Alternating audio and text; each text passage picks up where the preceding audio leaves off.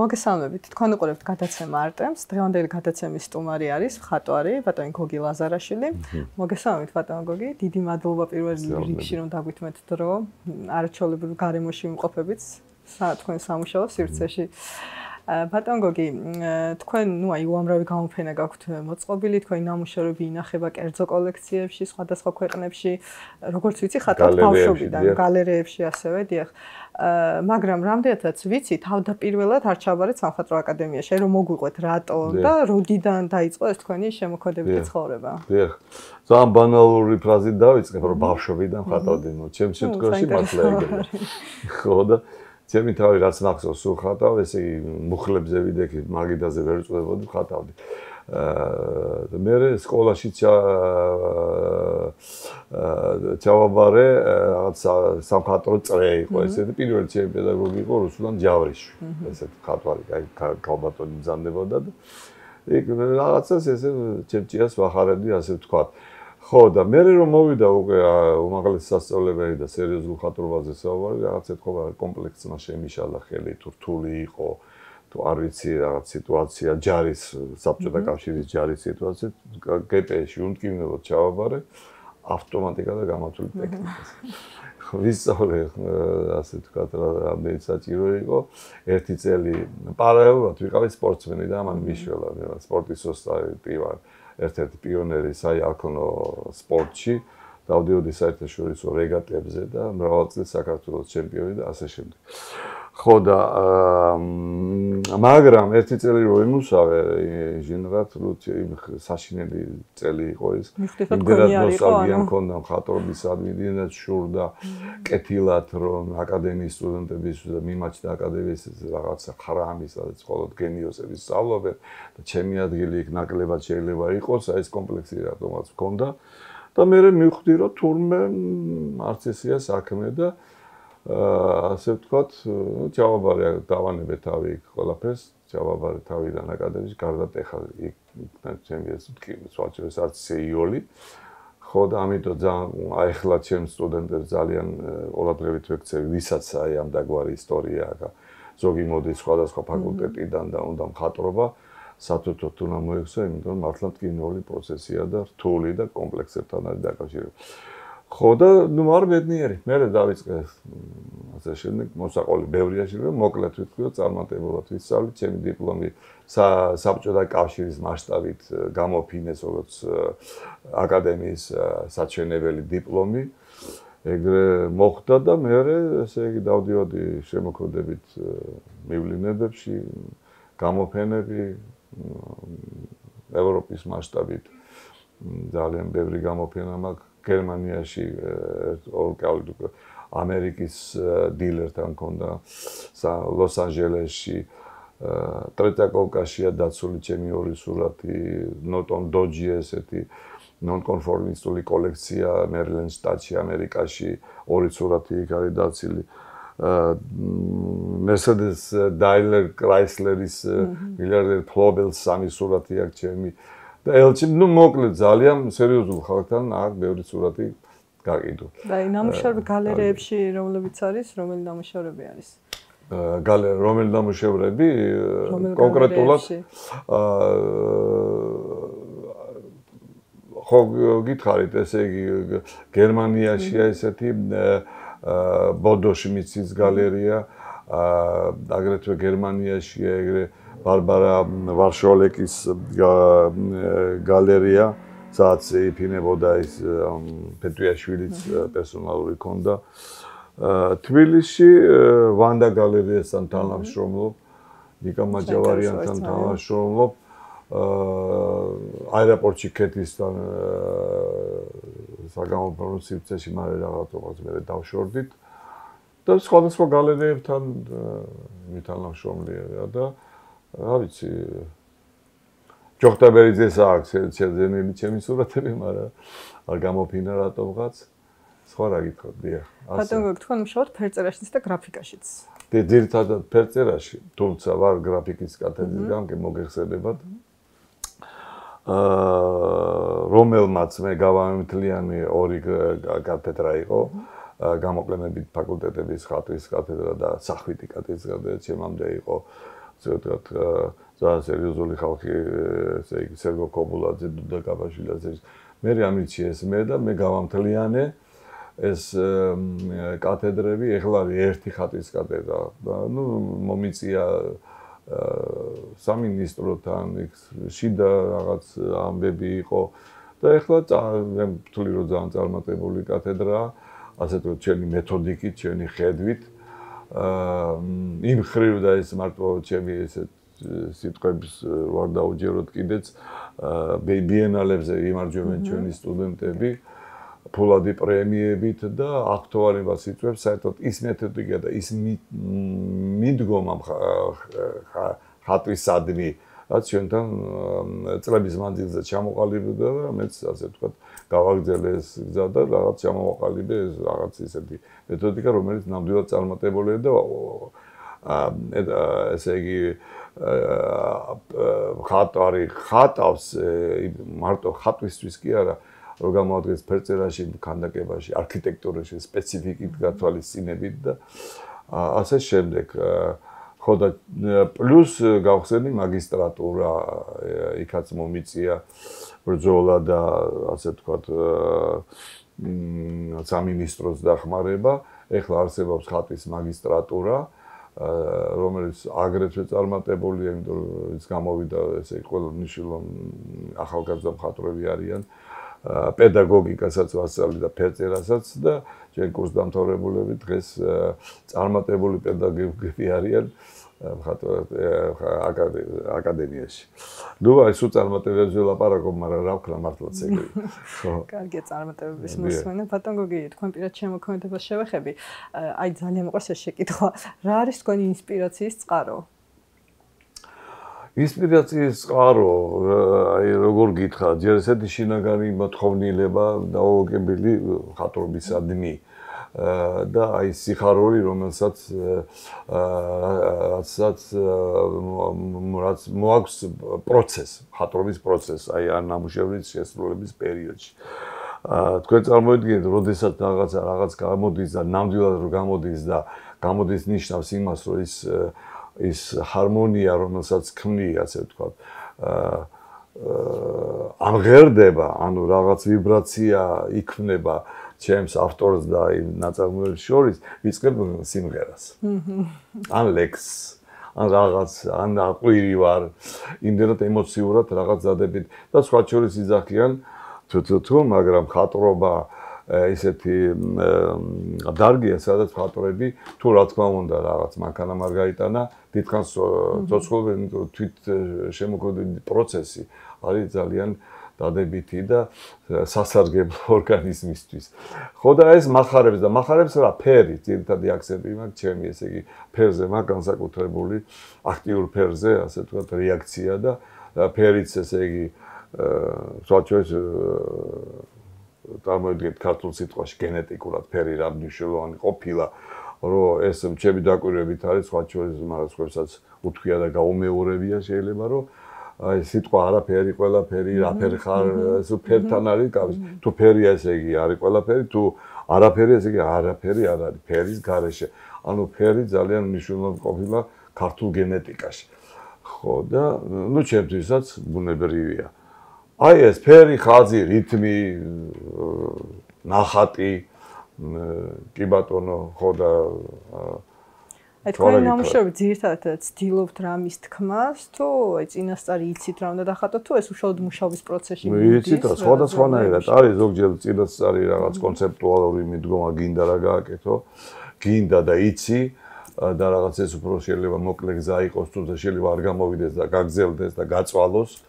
აი ხლა ეს ნამუშევარი მაწვალებს, ასე ვთქვათ და მე ბძვის, მეც ვერ ბძვი და მე მგონი გავიმარჯვებ, შეიძლება უკვე გავიმარჯვე კიდევაც. ხო და არის ხოლმე რომ აი მოთხოვნილება ხატვის და თეთრი, სხვა შორის ის თეთრი ტილო ხელუხლებელი არის ულამაზესი. ეს პირველად მიუხვდა ამას ერთ-ერთი პირველი იყო რაუშენბერგი იყო ესეთ ხატვარი, რომელსაც გამოიტანა თეთრი ტილა და არქვა თეთრი ფერწერა. იგივე მალევიჩი, საერთოდ რატოა ესე დიდი ეს მალევიჩი? რა უნდა შავი კვადრატის შეღებვაც, ხო? არაფერი, მაგრამ კონცეფცია არის უძლიერესი. მე ვიყავი პერსონალურ ესე 20-30-იანი წლების რუსეთის მხატვრების გამოფენაზე უძლიერესი კოლექცია იყო. ნუ შაგალი, კანდინსკი და ასე შემდეგ და იგივე მალევიჩი და მაინტერესებდა მაშინ სულ ესე ამოცანავს ვსვავდი, რომ აი ყველაზე მაგარი ვინ არის და ნუ ვერ ავწნი მალევიჩს. აი ერთი იმდენად მძლავრად მოდის ის ფორმა და ფერი იმ ხელა კონცეფცია დევში და იმან წამოიღო ეს თეთრი ფერწერა, მე ვიღაცამ გააკეთა წითელი ფერწერა დაარქვა და მე ამოვიდა ეს ჯექსონ პოლოკები და რაღაც კონცეფციების ის არის მე-20 საუკუნე მე ვთვლი პიკასო და ასე შემდეგ. ხო და აი ამ თეთრ ტილოზე რომ მიხვალ არიცი რა ქნა და ერთხაც რომ გაუშვა უკვე რაღაცა ზაბუჭე კანაკეთ. გესმით, აი იმდენად თითო ხაზი რაღაცას ნიშნავს, თითო ფერის ლაკა იმდენს ნიშნავს, აი ეს ლაკონურობა და ის აბსოლუტური როზო დიდ მხატვრებს მიღწეული აქვს, ძალიან რთული ყოფილა. ხო და არ უნდა გააფუჭო ტილო. როგორც ექიმ არ უნდა პაციენტს, ამიტომ თეთრი ტილო არ უნდა გააფუჭო და მერე მოდის უკვე ესე იგი გზადაგზა მოდის ის რაღაც საიდანაც ანუ კონკრეტულად და უნდა იქნება ჰარმონია ბუნების რაღაცა მონაკვეთი, რომელიც ალბათ ბუნებაზეა იგივე რაც ხდება იმას დამყარებული, მაგრამ მაინც აქ ცალკე ისტორია ტილოზე. აი მხატვრებს შევეხეთ და თქვენი საყვარელი მხატვრები რომ თქვათ და თუ მომხდარა ისე რომ რაღაც მოქმედება მოუხდენია დავუშვათ რომელიმე მხატვარს თქვენ შემოქმედებაზე რომელიმე პერიოდში. კი როგორ არის ესე ეს თულია დაასახელო, მაგრამ პიკასომ თელი მე-20 საუკუნე შეძრა კლიმტი მიყვარს ვიყავი ვენაში და ირგვლივ კლიმტის სამყარო ხო ბევრი მხატვარია შეიძლება ჩამოთვალო რა თქმა უნდა ლეონარდო მიქელანჯელოს ვერაფრით ვერ აული გვერდს და ასე შემდეგ თუ გინდა უგოია და ელგრეკო და ასე შემდეგ მაგრამ პლუს აქეთო წამოხვიდე რაუშენბერგი ჯექსონ პოლოკი თავისი კონცეფცია აქვს ძალიან ძვირფასი და რატო ეს მიმართულების ხელმძღვანელები ჩანს მხატვარი აუარებელი იმიტომ რომ ამათმა გაარღვიეს და შექმნეს ეს მიმართულება კონცეპტუალური რა ძალიან მნიშვნელოვანი ინდივიდუალური მხატვარი და ეს არის იოლი და ამიტომაც შერჩა ისტორიას აი ეს გვარები და ასე შემდეგ მე მხატვარი ექსპერიმენტები თუ გიყვართ თუნდაც საღებავის მიმართ კი რა თქმა უნდა ესე იგი ჩემი ტილოებია შეიძლება ნახოთ ესე იგი შერეული ტექნიკა. მხოლოდ ზეთით ნამუშევარი არ არის ახლა რასაც უყურებ. მხოლოდ ზეთის საღებავები არ არის, ხო შერეული ტექნიკა. ხო, არა, ზეთია, მაგრამ ხო შერეული ტექნიკა, წებოების რაღაცა.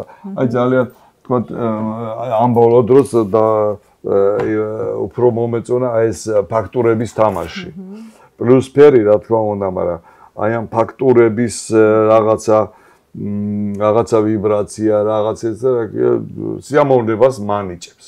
და ამიტომ ვაზვიადებ ამას და ასე ვთქვათ, ვანვითარებ და უკვე დიდ ტილოებზეც გადავედით, ესე იგი, სულ თითქმის ყველგან ამ შერეულს ფაქტურებს ხმარობ და რა თქმა უნდა, პლუს აქტიური ფერი. ყოველდღიურად მუშაობთ თქვენ? ესე იგი, ის დღე რო არ ვიმუშავე, გეგონება რაღაცა მოვპარე საკუთარ თავს, აი ეს მაქვს. აუცილებლად მუშაობ, ну, რა თქმა უნდა, არ გამოდის ყოველთვის, მაგრამ აკადემიას თავის დრო მიაქვს, თავის ყურადღება მიაქვს, სტუდენტებს ყურადღება უნდა. მე უნდა იყოს სულ ფორმაში. სტუდენტი უნდა გძნობდეს, რომ მაგარი ხარ და დაგიჯეროს. ამიტომ უნდა სულ ესე წყობში იყო ენერგიაზე და ასე შემდეგ. იმას თავის დრო მიაქვს, მაგრამ ვცდილობ, რომ ეხლა ამ ბოლო დროს ბედნიერი ვარ დუშეთში. სახლი მაქვს შესანიშნავად ადგილას, სხვა მარგველაშვილთან ახლოს. ტყის პირას და ავიშენე სახელოსნო და აი ონლაინ პირობებში თელეზამთარი გავატარე იქ თითქმის და არაჩვეულებრივი ბედნიერი ემხრე რომ ჩემ სამსახურში გადავდივარ ესე იგი 30 მინუტი და მუშაობ ყოველ დღე და რაც უცხოეს პროდუქტიულად და ეს კიდე მეორე სახელოსნო მაქვს აქ რომელიც კაი ხანია აქ მუშაობდა. ანუ ეს იზოლაციის პერიოდი კარგად აისახა თქვენ შემოქმედებით. ჩემ შემთხვევაში როგორც ძირითადად უმრავლესი მხატვრები. ჩემ შემთხვევაში კი. თუმცა გავაკეთე კორონას იქ და იქ ჩამომიტანეს. მეგობარმა ოჯახმა თვითონაც არ იცოდნენ, ეგონად გავცივდიო და მე და ჩემი მეუღლეც ესე გადაგვიდეს კორონა მოვიხადეთ დეკემბერ-იანვარში. ბატონ გოგი, რომ გაიხსენოთ აი თქვენი პირველი წარმატება, რომელიც ყველაზე ამაღელვებელი იყო დაუშვათ აი ძალიან ადრეულ წლებში. რა არის ისეთ რომ გავიხსენო ესეთი პირველი წარმატება. სხვა შორის ძალიან წარმატებული მქონდა თბილისში პერსონალური გამოფენა. აი სადაც ჯოხტაბერიძე შეიძირა მაშინ ორი სურათი ისე რომ არ ვიცოდი ვინ იძენს. თვითონ გამოგზავნილი ყავდა ხალხი. ხატვის სახლში. საიდანაც დამპატიჟეს გერმანიაში. ვიღაცამ ნახა ძალიან მოეწონა დამპატიჟეს და უკვე პერსონალი გქონდა ფრანკფურტში. ეს ძალიან სასიხარულო და ისეთი ილია მეორე მომბრძანდა და ხუთი სურათის შეძენა უნდა და მე რა. ნუ ეს აი ეს იყო ძალიან მე მოსკოვში მქონდა ძალიან წარმატებული გამოფენა, საიდანაც დამპატიჟეს აგრეთვე გერმანიაში და კვიპროსში. საწორი თვე ვიმუშავეს სახელოს მქონდა ჩემი პირადი და ასე მე ოჯახი თურთ. ხო და მე ძირთადად გერმანიასთან მქონდა ურთიერთობა და ამერიკასთან, ესე იგი გაგზავნის სურათის გაგზავნებით. ხო და გერმანიასთან კიდე კონკრეტულ გალერეებში. ხო, მე ძალიან წარმატებული ვიყავ, ეხლა გამახსენდა კიდე პირმაზენის მესია ესეთი. აი გერმანიაში სამი ყველაზე სერიოზული მესია ეს მიუნხენის, კიონის და პირმაზენის. პირმაზენი ეს სამხრეთ დასავლეთის საფრანგეთის რეინზე. ხო და იქ იყო მთელი მსოფლიოს მოწინავე მხატვრები, რამოდენიმე სართული პავილიონები და სხვა შორის მაშინ ყავდა მენეჯერი, რომელმაც ესე იგი ყველას თავისი ფოქსი ჰქონდა. იქ ბრძანდებოდნენ გუგუშვილი, დათო ალექსიძე და რამოდენიმე შელია ლეილა. სხვა შორის ჯოხტაბერიძის მეუღლე მანანა პარიზიდან ჩამოვიტანა ირაკლი ფარჯიანის ნამუშევრები. ყველას ჰქონდა ცალკე ტერიტორია. მე პროფესორი გოგი ლაზარაშვილი ვეწერე და ჩემი პერსონალური გამოფენებით. ხო და ნუ ძალიან დიდი ყურადღები და ძალიან უნდა გენახათ ესე იგი ეს უზარმაზარი თქვა ფულის პატრონი როგორი შემოდიოდნენ რაღაც ესე და რომ დაინახავთ ეცვლებოდა სახე პატარავდებოდნენ ასე ვთქვა აი ეს პროცესი ძალიან საინტერესო იყო და 10 სურათი გამიყიდა 2 დღეში გესვით და ის კი მოდიოდნენ სხვადასხვა იგივე გერმანელები იგი იაპონელი ვიღაც გავარდა ხმა ლაზარაშვილი სურათები იყიდებაო ხო და ეს იყო ძალიან სასიამოვნო ხო ბატონ გოგი, თქვენი შვილიც მხატვარი არის. კი, ჩემი შვილიც მხატვარია. როგორია ეს ურთიერთობა მხატვარ მამაშვილს შორის? რთული იმ ხრივ რომ ჩემი არ იყო, ჩემი შვილიც რაღაცა კომპლექსით არის დაჯილდოებული, რომ მამის შვილი კი არა, თვითონ არის და ნამდვილად არის. გერმანიაში დაამთავრა მაგისტრატურა გრაფიკის მიმართულებით.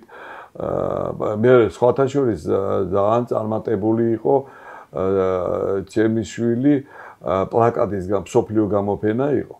5 თუ ესეთ უზარმაზარი რაოდენობის ნამუშევრებიდან შეირჩა 100 და რომში შეტყობინება მიიღო თქვენ გახვედით ფინალში. მე იქიდან კიდე ჟური შეარჩია 10, იმ ათეულშიც შევიდა და ბოლოს აღმოჩნდა მესამე ადგილზე. დაპატიჟეს რომში, ესე იგი გაუნაზღაურეს ფოლადი პრემია ასე შემდეგ. მე ინგლისში გაიმარჯვა, იქაც დაპატიჟეს. მე საფრანგეთში სხვა შორის უნდათ რომ აქ ჩატარებელი იყო თბილისში ნატოს ხათრით. ალბათ მსოფლიო კონკურსი პლაკატში. და მე რა ვიცი რატომღაც იყო მოლაპარაკებები რაღაცა მე რაღაც პოლიტიკური თუ რაღაც გამო ჩაიშალა. თორე ამ ხრივ ნამდვილად წარმატება, ამის დამადასტურებელი სერტიფიკატები გვაქვს, ისე არ არის უბრალოდ. ხო, მაგრამ აი ეს არის რომ არ მოყვარს თავის გამოჩენა. ანუ აი ჩაწერაზე ვერ დავით. ხო, ჩაწერაზე რომ შევთავაზეთ, არაო, არ მინდაო, მე არ მიყვარს თავის გამოჩენაო და არა სასიამოვნო ნამუშევრები აქვს ძალიან. ხო და მაგრამ ნუ აი ესეთია რა ვქნა. ბატონო გოგი სამომავლო გეგმები რა გაქვს? მე პატივსაცემ მის ასე ვთქვათ ეს და ბატონო სამომავლო გეგმები რა გაქვს? სამომავლო გეგმები მაქვს სულ ბოლო ჩემი გეგმა დუშეთში ყოფნა იმ ჩემ სახელოსნოში და მუშაობა. ხო და რაც შეეხება გეგმებს ეს უკვე ამას მაყურებელი გადაწყვეტს ხელოვნებად ცოდნე და ასე შემდეგ. თუმცა მე დღესდღეობითაც ყოფილი ვარ, იმიტომ რომ მაგ ჩემი ადგილი მე ვთვლი ქართულ მხატვრობაში და შევეცდები რომ განავითარო და უფრო ასე სერიოზული ნიშა დავიკავო, ასე ვთქვათ. და ყოველ შემთხვევაში ჩემი სამომავლო გეგმებია მხატვრობა და მხოლოდ მხატვრობა. ბატონო, ბოლო შეკითხვასაც დაგისვათ, რას ურჩევდით სტუდენტებს, მომავალ სტუდენტებს თუნდაც, თქვენს უკვე არსებულ სტუდენტებს? და ურჩევ, ნუ ესე იგი, პირველ რიგში ეს არის საქმისადმი სიყვარულს, მხატვრობა თუ არ გიყვარს, არაფერი არ იქნება. სიყვარული კიდე იმდენამეს აფრქვევს, ხო და პროფესიონალიზმი, რა თქმა უნდა, ესე იგი და ამ შემთხვევაში ხედავთ მე ფაქტიურად ფერწერი ვარ და ფაქტიაში მუშაობ, თუმცა ხატვა ძალიან კარგად ვიცი და მე მგონი ძალიან კარგად ვასწავლი ეს დამადასტურებელი გითხარით. ხო და ურჩევ რომ ხატვას მიაქციონ ყურადღება და ნახატი არის ერთ-ერთი ის ფუნდამენტი, რაზეც იგება ყველაფერი და როდესაც თუ გიდ აბსტრაქციაშიც მუშაობდე. როდესაც არიცი ხატვა და არა გაქვს ეს ბაზისი, იგრძნობა ეს სხვადასხვა. და პიკასო 15 წლის ასაკში მიუხედავად იმისა, რომ ზოგი შარლატანს ეძახის, დღესაც ვერ გაუგიათ მისი მნიშვნელობა, ბრწყინვალედ ხატავდა. და ასე და ერთადერთი გამონაკლისია ალბათ ესე იგი ბასკია, რომელმაც აურიათელ სამყაროს და ჩათვალა რატომღაც ერთი პერიოდი სამყარო, თუმცა ეხლა უკან დაბრუნება მოდის პროფესიონალიზმისკენ, რომელიც მოფსბიალებმაც ჩათვალეს, რომ არ არის საჭირო რაც ხატვისაც ფერწერის ცოდნა, აგერ გამოაფრქვია რაც მოგივა თავში და კი ბატონო. და აღმოჩნდა რომ ვერ არის ეგრეთ თლაც საქმე. თუმცა იმას თავისი ადგილი აქვს ხატრობის ისტორიაში. დიდი მადლობა ბატონ გოგი, ესეც საინტერესო საუბრისთვის. კიდევ ერთხელ მადლობა რომ დაგვითმეთ. თქვენ უყურებდით გადაცემა არტემს. დღევანდელი ჩვენი სტუმარი იყო მხატვარი გოგი ლაზარაშვილი. მე გემშვიდობებით შემდეგ გადაცემამდე.